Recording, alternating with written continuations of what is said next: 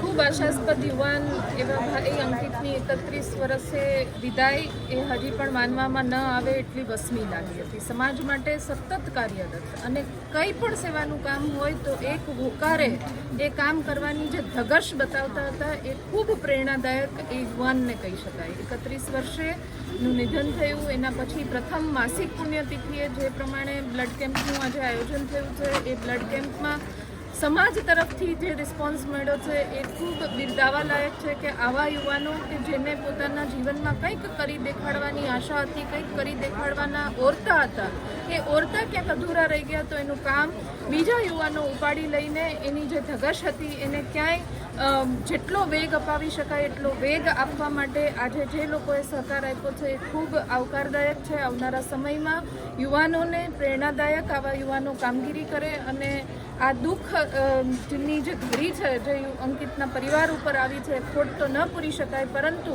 એની સુવાસ હંમેશા સમાજમાં અને બાકી આજુબાજુમાં બધે જ પ્રસરતી રહે એવી આશા રાખું છું. ખૂબ હૃદયપૂર્વકનો ધન્યવાદ.